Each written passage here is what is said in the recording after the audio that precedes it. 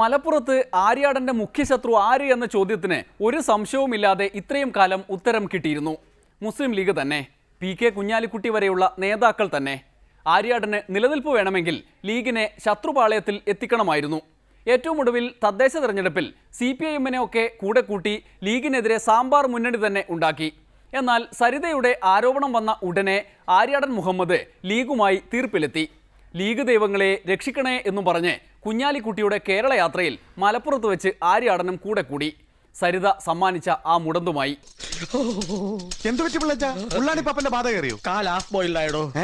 കാലിന്റെ അടിഭാഗം പൊള്ളിന്ന്.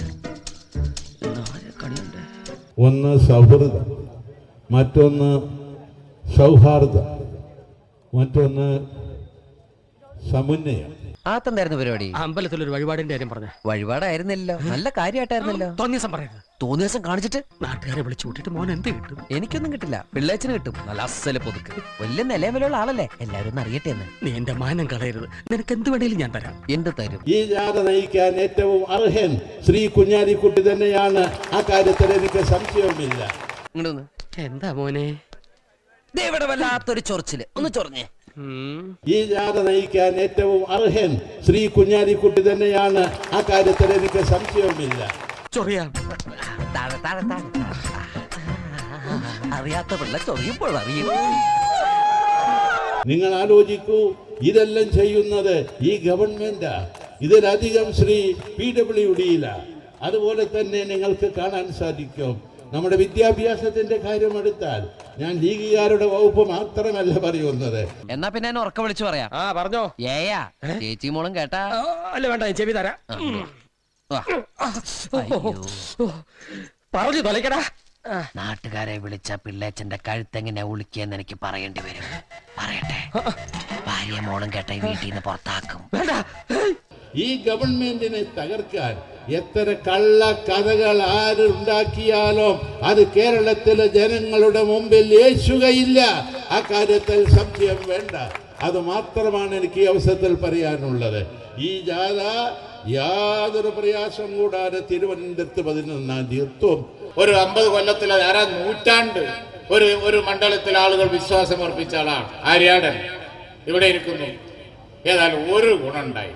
പഞ്ചായത്ത് തെരഞ്ഞെടുപ്പൊക്കെ കഴിഞ്ഞ് ചിലപ്പോൾ അഭിപ്രായ വ്യത്യാസം പരിക്കൊക്കെ ആയിട്ട് ഞങ്ങൾ ഇരിക്കുകയാണ്. അതാണ്ട് പോയി കിട്ടി. തെരഞ്ഞെടുപ്പ് വരുന്നതിന്റെ ഇങ്ങനെയാണ് ഓരോരോ അനുഗ്രഹങ്ങൾ.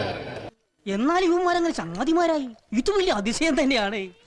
ഇനി അവിടെ കൃഷി എങ്ങനെയാണെന്നറിയോ?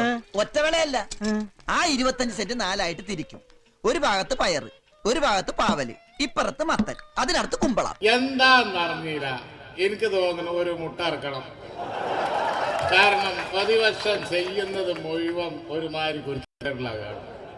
ഇപ്പൊ അവർ നല്ലോണം പോവുകയായിരുന്നു. നേരം വെളുത്ത് ഇത്രയല്ലേ ആയുള്ളൂ. ഇന്നലെ രാത്രി 10:15 വരെ ഞാൻ പിള്ളേച്ചന്റെ കൂടെ ഉണ്ടായിരുന്നു. അതുവരെ അവർ ചങ്ങാതിമാരല്ല. 10:16 അവർ ചങ്ങാതിമാരായത്. ദൈവത്തിന്റെ ഒരേ കളികളെ.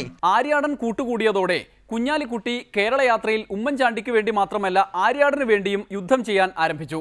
എന്തായാലും കുഞ്ഞാലിക്കുട്ടിയുടെ യാത്ര സരിതാ യുദ്ധത്തിൽ പരിചയമായി ഭവിക്കുകയാണ്. യാത്രയുടെ പ്രധാന അജണ്ട തന്നെ സരിതയ്ക്കെതിരെ പോരാടുക എന്നതാണ്.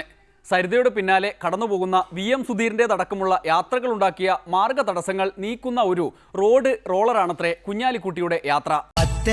മാറ്റോടെ നല്ലൊരു യാത്ര, മലനാടുകൾ താണ്ടുന്ന കേരള യാത്ര. പാണ്ടിക്കടവത്ത് കുഞ്ഞാലിക്കുട്ടി പവറോടെ നയിക്കുന്ന കേരള യാത്ര. മാറ്റോടെ നല്ലൊരു യാത്ര, മലനാടുകൾ താണ്ടുന്ന കേരള യാത്ര. പാണ്ടിക്കടവത്ത് കുഞ്ഞാലിക്കുട്ടി പവറോടെ നയിക്കുന്ന കേരള യാത്ര. കേരളത്തിലെ ഇലക്ഷൻ അടുക്കാറായി. അതുകൊണ്ടാണ് ഇപ്പോൾ ഞങ്ങളുടെ ഈ ജാഥ ഇത് എന്ന് പറഞ്ഞൊരു സ്റ്റീം റോളർ, ഒരു എഞ്ചിൻ ഇങ്ങനെ നീങ്ങുമ്പോൾ റോട്ടിലുള്ള കരിങ്കല്ലൊക്കെ ഇങ്ങനെ അമർന്ന് റോഡ് മിനുസപ്പെട്ട് ഇപ്പോ ഇബ്രാഹിമിന് കേരളം ഒട്ടാകെ ചെയ്തതുപോലെ സർവം റബ്ബറൈസ് ചെയ്യണത് നമ്മൾ കാണുകയെ. അതേപോലെ ഈ എഞ്ചിൻ ഉരുളുമ്പോ സകല കേടും തീർന്ന് പോവുകയാണ്. ഇമാതിരി യാത്ര പോകുമ്പോൾ സരിതയാൽ ആക്രമിക്കപ്പെടുന്ന ഉമ്മൻചാണ്ടിയെ സംരക്ഷിച്ചില്ലെങ്കിൽ പിന്നെ എന്താണ് കാര്യം? അതുകൊണ്ട് പാവപ്പെട്ട ഉമ്മൻചാണ്ടിയുടെ ദയനീയ ചിത്രം കുഞ്ഞാലിക്കുട്ടി വരച്ചുകാട്ടി. ഞാൻ അണ്ണനെ പറ്റി കുറച്ച് ഇല്ലാത്തതൊക്കെ പറഞ്ഞിട്ടുണ്ട്. വെറുതെ പൊക്കി അടിക്കാൻ വേണ്ടി കൈന്നിട്ട് കാച്ചി. നീ എന്തിനാ ഈ ആവശ്യമില്ലാത്ത കാര്യമൊക്കെ പറയാൻ പോകുന്നു? എന്താ പറഞ്ഞു പിടിപ്പിച്ചിരിക്കുന്നത്? ആ സ്ഥാനത്ത് ഉമ്മൻചാണ്ടി, പാവം ഉമ്മൻചാണ്ടി, ഞാൻ അങ്ങനെ തന്നെ പറയട്ടെ, പാവം ഉമ്മൻചാണ്ടി. കാരണം മുഖ്യമന്ത്രിയായി പോയി, അത് ശരിയല്ല.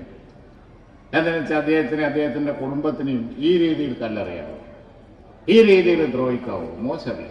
ഉമ്മൻചാണ്ടി ഇതേപോലെയുള്ള മൈതാനിയിൽ ഇറങ്ങി നിൽക്കുന്ന നൃത്തം നിങ്ങൾ കണ്ടിട്ടില്ലേ? ഒറ്റ വീക്ക് വെച്ചുണ്ടല്ലോ.